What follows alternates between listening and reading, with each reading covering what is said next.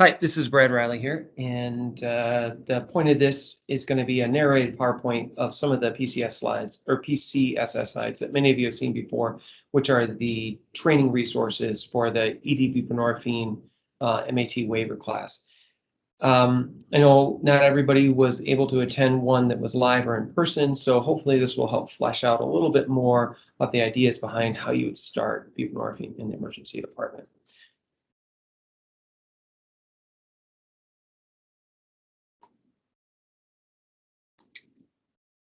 Okay, so like I said, this is the Provider Clinical Support Services. This is put on by I think the American Academy of Psychiatry.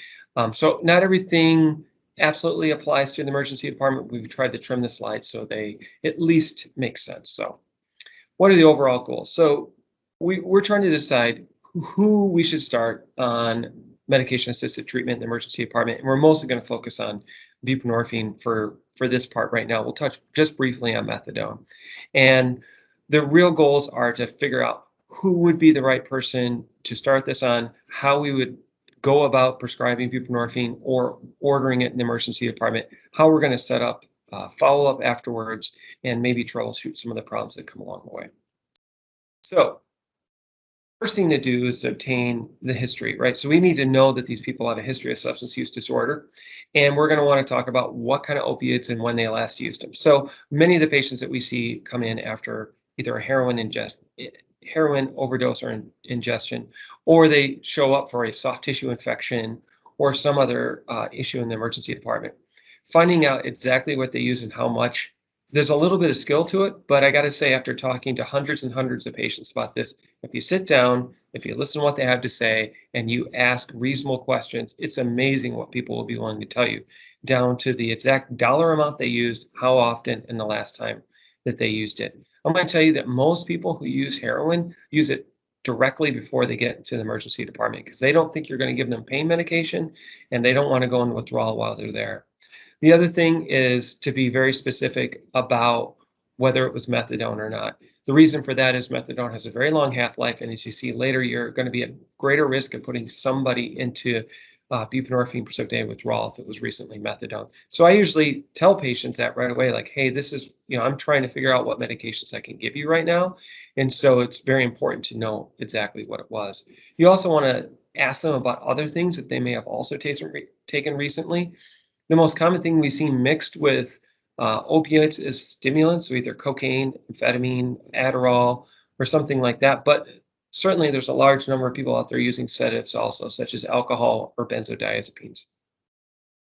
And it is important to kind of know the mode and the type of delivery. So an IV dose of heroin is certainly going to last less time in the system than an oral dose of something else, say like Norco.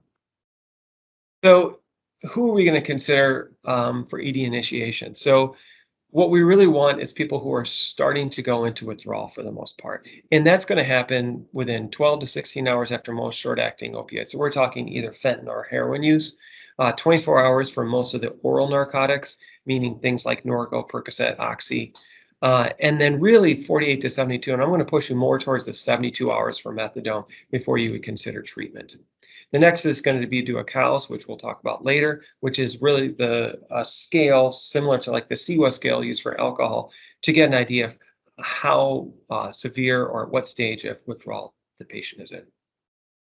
So how do we assess our opioid use disorder? Well, this is the DSM-5 or the Diagnostic and Statistical Manual 5 the psychiatrists use. It's used the same 11 criteria used for any type of use disorder, whether it's alcohol, opioids, or others.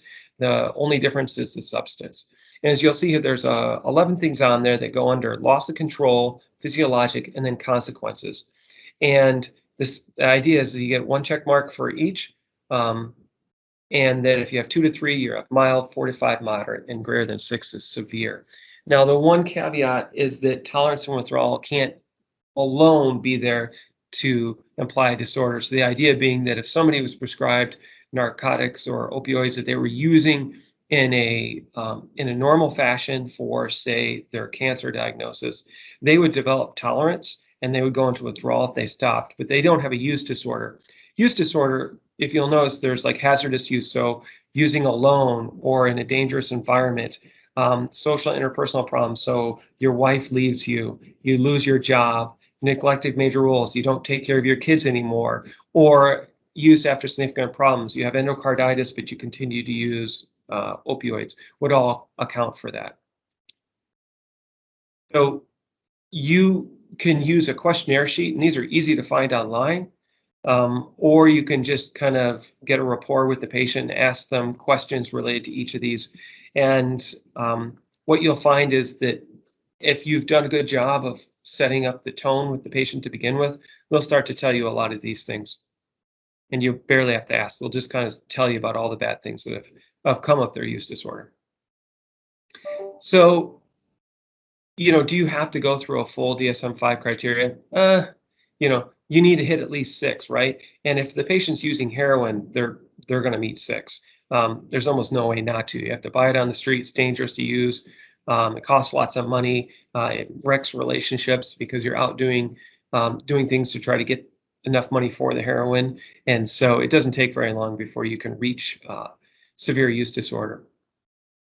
The next thing you do is going to be assess for withdrawal. We talked about the COWS score before, and here it is. So I can't memorize this. I might even be able to memorize the 11 questions, but I can't memorize the scoring scale in the same way that you might remember everything on the NIH scale, but you can't remember what the score exactly is.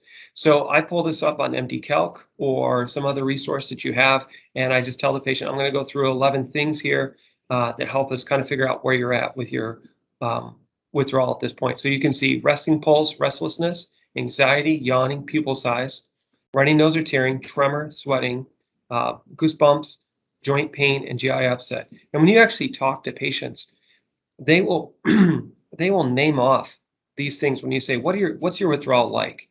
They'll tell you about all these things. It's a very good scale. It's not obscure points. And the only one that most people think, you'll say, do you get goosebumps? And they'll say, like, I don't know what you're talking about. But everything else on there, they will offer up if you just say, what kind of symptoms are you having for withdrawal right now?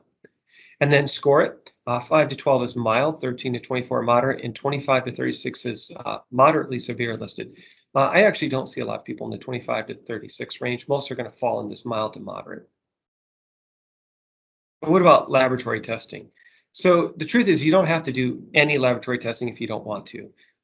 There are some suggestions of what to do, but you should not let it stand in the way of treating a patient that's in front of you. So all women should be excluded from pregnancy because there can be some different follow-up plans for these patients, but neither buprenorphine nor methadone are something you can't give a pregnant woman. So if you found out after you gave the first dose that she was pregnant, that's totally fine. Urine tox screens are okay, but as we all know, the UDS is, at least the quick one we can get in the emergency department, does not find all drugs or medications, and certainly doesn't pick up fentanyl as our standard screen is set up now. Methadone would show up on it, and it's very reliable for methadone. If that was in your list that you were worried about something, you would be able to find it. And as far as like blood work is performed, really, buprenorphine has a relative contraindication if your AST and ALT are greater than 5 times normal. But a single dose is not going to be an issue if you gave the dose and then saw the CMP come back later. You can consider HIV, Hep B, and C testing, but this is definitely going to be done at whatever the referral site is, because that is part of standard testing if you're a new patient in a medication-assisted treatment program. So getting to the meat of this, providing buprenorphine. So I guess the first question is, who can provide it? So in the emergency department, anybody can provide buprenorphine. You don't need a special X waiver, and a patient can show up 3 days in a row requesting treatment for their opioid use disorder. So the key point of what I just said there is, while you're in the emergency department, anybody can give it. You don't need a special waiver for that. To write a prescription, you still currently need a special waiver to prescribe buprenorphine. No one can prescribe methadone for medication-assisted treatment. You can only order it and give it in person. You cannot write a script to go home with. That's a good way to lose your license. So the ECS treatment algorithm, this slide's a little busy and we'll try to work through it. But the idea is that the patient presents with an opioid use disorder. You do the screening test we talked about, and then you decide, are they appropriate for treatment? If they are appropriate for treatment, then you decide what kind of withdrawal they're in at this point. Are they in significant withdrawal, which is cals greater than 8? You're going to move over here. If they're not significant withdrawal, you're going to think about doing home induction, meaning providing the first buprenorphine to take at home. And then after that, we're going to work with social work to come up with some type of discharge plan for the patient for follow-up. And if you're a waivered physician, or if there's any other waivered physician in the emergency department at that time, you're going to provide a prescription for buprenorphine to cover them or bridge them till they can make their first appointment. So with that overview, let's try to go into a little more detail. So definitely we want to try to provide a warm handoff to somebody after they've been treated. It doesn't necessarily do any good to give somebody one dose of buprenorphine in the emergency department and then say, good luck, go find somebody. So this is where your social worker is going to come in to be extremely helpful. We can't necessarily provide you right now with what the resources are in every community that ECS is in right now as to what kind of clinics are available, but hopefully your social workers will be able to do that for you while you're seeing the patient. You should definitely counsel them against the risks of combining it with alcohol and sedative use. So buprenorphine, while better than other medications such as methadone, is still at risk for co-use of causing significant sedation. And so really, we tell all of our patients, don't drink alcohol, don't use benzos. You can give ancillary other medications like Zofran, clonidine, things like that. But the truth is that the patient is using the buprenorphine as planned and as prescribed. They won't need anything else. It will actually fully control their symptoms. So there are sublingual tablets and there are sublingual films. As an outpatient, you're going to prescribe films because that's by far the most common thing that people have used, and it's what most patients are comfortable with that they've had in the past. The formulary for Spectrum Health only covers the tablets. There's slightly different bioavailability to the two, but not that much. They come in 8/2 milligrams, which is 8 milligrams of buprenorphine and 2 milligrams of naloxone, or 2/0.5, which is just a quarter dose. Most patients you're going to prescribe the 8 milligram dose to. So you may need to help the nursing staff a little bit with this, but hopefully there's been enough education. The whole idea is that they're supposed to have not eaten and drinking anything very recently, and they start with a moist mouth. They put it in their mouth and they let it dissolve under their tongue, and they don't swallow, and they let it sit there. And then most patients get pretty good with this. A lot of patients say it tastes horrible. I've never used one before, so I have no idea, but I don't know. It sounds better to me than withdrawal. So when are we going to do it and how are we going to do this? So ED buprenorphine induction. So this is the patient who comes in and they have a CAL score kind of in that 8 to 15 or higher range. And you think to yourself, I think I can start them now. Those are the patients that we'll talk about next. And then, so the key is instruction is that you need somebody to be in withdrawal. And so we'll often ask, like, when was the last time you used anything? And if it's been more than 12 hours and something short acting like heroin, that seems like a reasonable time to start somebody. If they aren't in withdrawal, that would be somebody I would start at home instead. I feel like I skipped a slide. I'm going to go back and talk again about something else here. Okay, so if we're going to initiate somebody in the emergency department, generally the way it's going to work is this. They're going to come in and they're going to appear to be in withdrawal. You're going to do a CAL score. You're going to talk to them about what they used last. Hopefully they're going to say they're going to be honest with you and they're going to say, I used heroin, but it's been 12 or 24 hours. I usually say to them, how bad is your withdrawal right now? And if they say it's pretty bad and I get a CAL score above 8, then I'm going to consider starting them. Now, what dose to give is up to you and the patient. It's usually going to start somewhere between 4 milligrams and 8 milligrams. So if you get an 8 milligram tablet, which is what we have in the emergency department, it's fine to break it in half. Otherwise, you can order just 2 of the 2s. It's the same thing. And you're going to give the dose and you're going to wait about 30 to 60 minutes. Most people are going to feel a lot better in the first 30 minutes. And at that point, you're going to reassess them and see if they need any more. A lot of patients feel better after that first 4 to 8 milligrams, and they feel well enough that they don't feel like they need any more at that time. After that is when you're going to decide how much you're going to give them for when they go home. Many of the patients that you talk to are going to be very experienced, and they're going to have done this before. They're going to have used Suboxone before, and they may even know what doses worked for them in the past. If you don't know what dose to choose, then the best thing to do is to give 8 milligrams twice a day. So 8/2 milligrams BID for a prescription length that should get them to wherever they are bridged to the clinic that you have hopefully set up through the social worker. If you don't know, I generally give at least a week, and I've given up to 14 days for patients, especially if I don't know if they're going to be able to make it to their next prescription. A lot of people worry about sending out prescriptions with a patient when you don't have a definite follow-up date. What I would say is if you provide them even 1 to 2 weeks worth of Suboxone during that time when they're not using heroin, and even at the end of that time, they still had not entered treatment, you've still done them a favor by treating them for at least 7 to 14 days, and that's better than nothing. And I would definitely err on the side of making sure you gave a long enough prescription instead of one that runs out and they're back to using whatever it was before. There are going to be people that tell you that I was only on 4 milligrams twice a day or 2 milligrams twice a day. That's totally fine. If it has worked for them in the past, then that is a reasonable dose, and it's fine to listen to what your patient has to tell you. Okay, so I'm sorry I messed that up. I thought I was on the right route, but I wasn't there for a second. So what about if the patient that you have who shows up in the emergency department who doesn't appear to be in withdrawal right now, but tells you about a history of opioid use disorder, and you feel fairly confident that there's someone who would do well on Suboxone? This ends up being more people than you think, because as I mentioned at the very beginning, the people who are using heroin, either by injection or snorting it, they often use right before they come into the emergency department. So you're going to see this patient, they're going to be at fast track, they're going to be maybe on South Zone at Butterworth, and they're going to be there with a soft tissue infection. And when you talk to them some more, you're going to find out they have a history of opioid use disorder. You're going to assess them with a COW score, and you're going to say, you know what, actually, you don't seem to be in withdrawal right now. And the next comment you're going to hopefully have is, have you ever thought about treatment? And if they have, then if you just say Suboxone or Bupe, most of these patients, I will tell you, have actually tried it before in the past.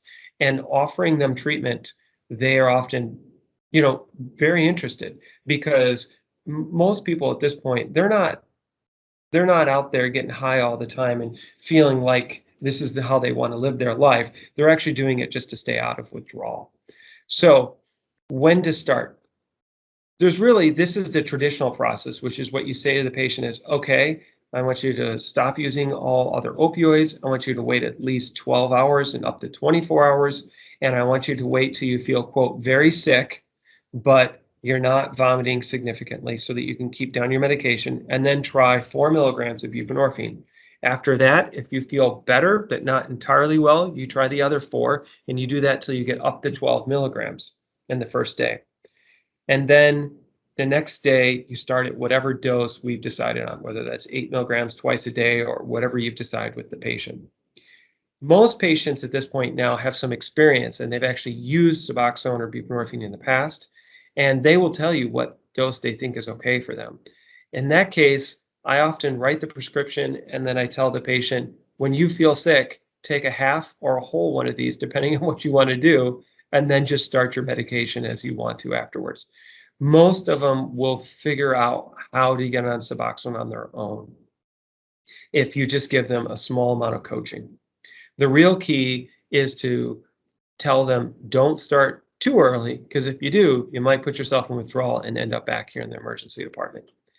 If a patient is at home and they start their Suboxone too early and they get some precipitated withdrawal symptoms, I usually tell them, wait it out at home, see how you do. If you're feeling better after a couple hours, fine. If you don't, you can come back in for evaluation.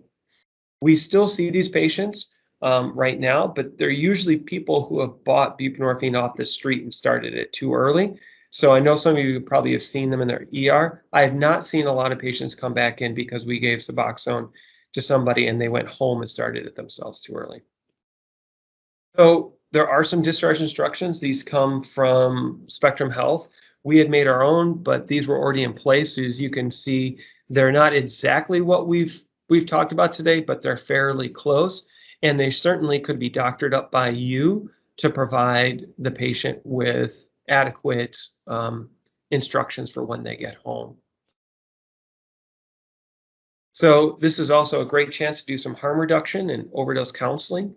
So if we just talk about our take-home naloxone kits briefly, so it's still the case that Spectrum Health Butterworth and some of the other sites, such as Reed City and Big Rapids, are moving in the same direction to have free naloxone with a kit that goes home with the patient, which has a QR code on it that they can scan and watch a video about how to use it. It's the nasal naloxone, which honestly is extremely simple to use.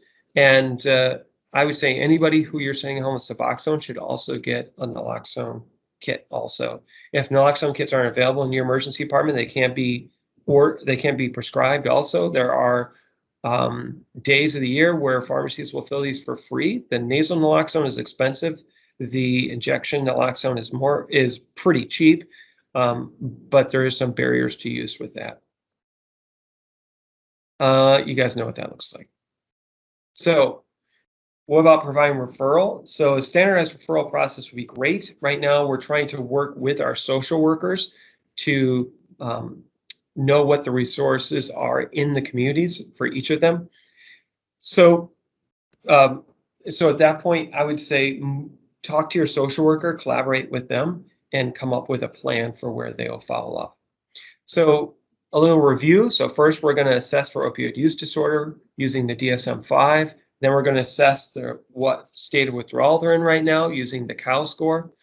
If they are greater than 8, then we are going to administer our first dose of Suboxone, somewhere between 4 and 8 milligrams sublingual. We're going to wait about a half hour, reassess them. If they've had complete relief, then we'll consider a prescription for home if we are waivered. If they don't have complete relief, we'll give up to another 8 milligrams or so. But I'll tell you, it's pretty rare to have to give somebody 16 milligrams to provide relief. At that point, we're going to write a prescription for them for home, and we're going to make sure it's sufficient enough to cover them till they can be bridged to another visit. This is where social work is going to help us. And we're going to take this opportunity to also talk about overdose education and get them a naloxone kit. Now, what about pregnant women? So there certainly are a number of pregnant women each year that we see who do also have concurrent opioid use disorder. Both methadone and Suboxone can be used. Maybe you may have heard in the past that it was never Suboxone, but just straight buprenorphine without naloxone that was given to pregnant women. At this point, that has fallen out of favor, and you can use Suboxone in its generic form with the naloxone included for all pregnant women. The other option is methadone. At Spectrum Health, there's the Great Moms Clinic that is the Suboxone clinic that Dr. Karapolan runs. The social worker should be able to get them in there. If the patient would be a better methadone patient, and I understand that we didn't talk about methadone today, but if for some reason the patient says, yeah, I used methadone in the past, I'm just off right now, I prefer to go back to methadone. The social worker would set up through Network 180. And these patients, obviously, you cannot give a prescription still for methadone to go home with. You can start them on Suboxone and have them transition to methadone when they get to the clinic. That is actually very reasonable to do. What's difficult is to go from methadone to Suboxone. It's extremely simple from a medicine standpoint to go from Suboxone to methadone. The methadone clinic sees patients who are pregnant on a priority basis, generally the next day. So these patients just need to be screened through Network 180, and it's an expedited course to get them into the methadone clinic. All right, so we just talked about that. So there is an ED buprenorphine induction kit, which will be on the ECS SharePoint soon. Hopefully by the time you guys see this video, there will be more resources there. Here's some references. Like I said, we took this off the PCSS website. So I would actually encourage you to contact me if you have any questions after you watch this. Just send me an email or send me a text, and we can talk on the phone. I know a lot of people have questions about what to do when patients arrive. We certainly have seen some great successes. We've seen some slight mishaps happen also. The biggest one is giving the buprenorphine too early to a patient that probably should be a home induction because they showed up without withdrawal symptoms and they had used very recently. And so they put themselves into buprenorphine precipitated withdrawal. So I think keeping that kind of caveat in mind, knowing that it's okay to write a script and say, you know, you don't look like you're quite ready yet. Why don't you go ahead and start this when you get home? Most patients take that very well, and it generally works extremely well. And that's how most clinics would do their inductions anyways. So with that, thank you very much.